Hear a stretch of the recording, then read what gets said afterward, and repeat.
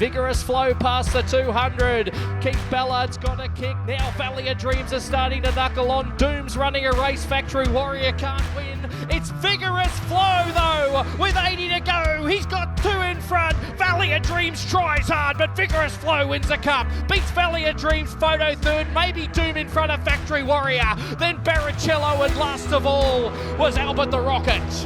The man they call Watsy, the caller of this year's Battle of the Bush final. He's a very exciting caller, but he doesn't let that get in the way of his accuracy. It is one thing I have worked on with him in recent times, is to harness that passion that he's got. He's got wonderful passion for racing and sport, and he's able to bring a lovely mix of not only that passion but also accuracy into his calling. Certainly in recent times, since he's been calling more tab meetings in Western, Northwestern, Southwestern Queensland as well, he covers a lot of ground, anywhere from Longreach down to Cunnamulla, and then up of course to Mount Isa, and also Cloncurry, Julia Creek up that way, McKinley as well. That significance in the Central West community continues on from the role of racing. And look, as with all young people and young guys, he's a family man. He does a great job on 4LG with the radio. It was probably a natural thing that he said, well, why not be a councillor in the local community? You know, down the track, you might think he might end up as a mayor or something like that.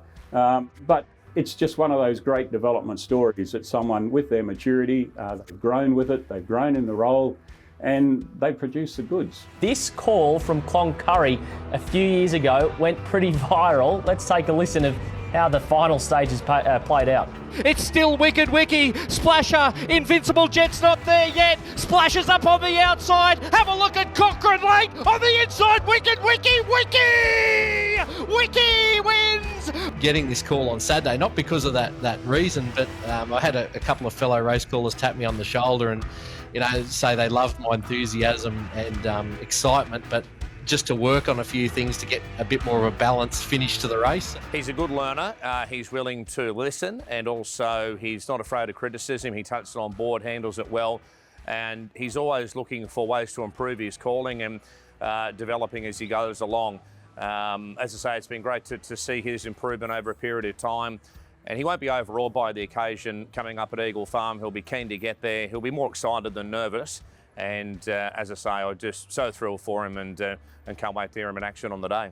This would almost be like footballers being called up for State of Origin. These guys that are calling at these country tracks and then get the opportunity to come and call here at headquarters at Eagle Farm or at Doomben for the country cups and stampedes, it really is like they're on the big stage. This is the big call-up, and it's like a call-up for State of Origin. Watsy's made huge leaps and bounds over the last couple of years especially, and that comes with practice, it comes with more opportunities, and he's been seizing those opportunities as they've been presented. He's got that passion, and that shines in his race calls. What really does shine especially is he knows and loves country racing.